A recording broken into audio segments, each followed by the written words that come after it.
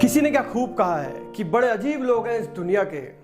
अगरबत्ती भगवान के लिए खरीदते हैं और खुशबू अपने हिसाब से तय करते हैं। हे गाइस, मैं हूं अंकित और आप देख रहे हैं मेरा चैनल डोंट गिव अप। फिर हाजिर हूं आपके सामने एक छोटी सी कहानी लेकर। कहानी छोटी लेकिन सीख बड़ी। ये कहानी एक सैनिक की है। एक सैनिक जो युद्ध करने के लिए दूसरे देश जाता है, विदेश जाता है, और विदेश जाने के बाद उसके माता पिता यहाँ परेशान रहते हैं।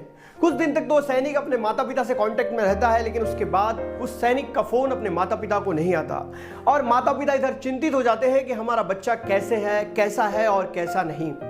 और लगभग 2-3 महीने बीत जाते हैं, लेकिन उस सैनिक का कोई पैगाम, कोई कॉल माँ बाप को नहीं आता और माँ बाप दुखी रहने लगते हैं, क्योंकि वो इंतजार करते रहते हैं कि उनके बेटे का कॉल आएगा। और वो न्यूज़ में देखते रहते हैं कि युद्ध के हालात क्या है। और 4-5 महीने के बाद उन्हें न्यूज़ में सुनने मिलता है कि युद्ध अब खत्म हो चुके हैं। तब उन्हें लगता है कि अब उनका बेटा अगर जीवित होगा तो उन्हें जरूर कॉल करेगा, और वो फिर से अपने बच्चे के कॉल के इंतजार में जीने लगते हैं। और एक दिन अचानक उनके बेटे का कॉल आता है। बेटे को फोन पर पाकर माँ बाप बहुत खुश हो जाते हैं। खुशी का कोई ठिकाना नहीं होता और बेटे को कहते हैं तू जल्दी से घर आ जा। बेटा कहता है हाँ मैं घर आ रहा हूँ, लेकिन मेरे साथ मेरा एक दोस्त भी आ रहा है। माता पिता कहते हैं दोस्त? हाँ ठीक है ला ले, खुशी तो रहती ही है। तो फिर बेटा कहता है नहीं पूरी बात तो सुन लीजिए, मेरा दोस्त अब वहीं रहेगा हमारे साथ। तो माँ बाप थोड़ा संकोचते, लेकिन कहते हैं ठीक है लेके आ जाओ, रहेगा हमारे साथ, कोई प्रॉब्लम नहीं है। फिर बेटा बोलता है मुझे पूरी बात तो खत्म करने दीजिए। और बेटा कहता है कि पिताजी वो हमारे साथ तो रहेगा, लेकिन वो एक बारूदी सुरंग में था जिसमें ब्लास्ट में उसका एक हाथ और एक पैर कट चुका है। अब वो अपने हाथ से कुछ नहीं कर पाता, वो जिंदगी भर हमारे साथ ही रहेगा। तो माँ बाप थोड़ा सा संकोच जाते हैं, उनकी आवाज बदल जाती है और वो संकोच से बोलते हैं तो बेटा क्या जरूरत है उसे यहाँ लाने की, वो तो यहाँ रहकर कुछ कर भी नहीं पाएगा और हम पे बोझ बनकर रहेगा, कैसे उसको लेके आओगे तुम यहाँ। बेटा ये सुनने के बाद फोन काट देता है और माँ बाप इंतजार करते हैं कि बेटा वापस आएगा। और लगभग 2-3 महीने के बाद उन्हें एक कॉल आता है और कॉल में कहा जाता है कि आकर अपने बेटे के शव को ले जा लीजिए।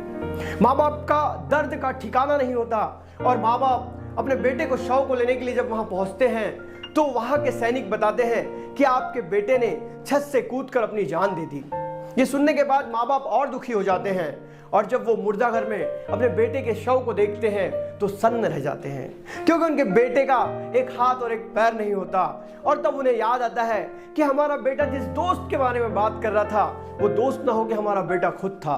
वो सैनिक टटोल रहा था कि मेरे माँ बाप मेरे इस हालात पे कैसा रिएक्ट करते हैं, और माँ बाप ने कहा कि कहाँ उसे लेकर आते हो, वो बोझ बनकर रहेगा। दोस्तों छोटी सी कहानी, ये कहानी उस सैनिक और उस माता पिता की नहीं है, ये कहानी हम और आपकी है। दोस्तों हम भी हमारे जिंदगी में बहुत सारे लोगों को उनकी कमियां देखकर धुतकार देते हैं कि प्यार तो बहुत पवित्र होता है। हमने भी प्यार करते समय किसी की कमी को देखकर किसी को धुतकारना नहीं चाहिए, क्योंकि प्यार तो कुछ नहीं देखता, ना ऊंच नीच, ना गरीब, ना अमीर। अगर आपसे कोई पैसे में कम है तो उससे भी प्यार कीजिए, अगर कोई दिव्यांग व्यक्ति है तो उससे भी प्यार कीजिए, क्योंकि इस दुनिया को टिका के रखने का एकमात्र रास्ता है, वो है प्यार। हम भी अपने जिंदगी में कई लोगों को धुतकार देते हैं उसकी कमियों को देखकर। कई बार लोगों की कमियां जब सामने आती है तो लोग उनसे दूरियां बना लेते हैं, लेकिन ऐसा नहीं होना चाहिए। जिसमें कमियां हैं उससे भी प्यार करो। दोस्तों छोटी सी कहानी आपको बहुत गहरी बात समझा कर गई है। अगर ये कहानी अच्छी लगी है तो वीडियो को लाइक करें। मैं इस चैनल पे इसी प्रकार के वीडियोस लाते रहता हूं। तब मिलते हैं अगले वीडियो में, तब तक के लिए जय हिंद, वंदे मातरम।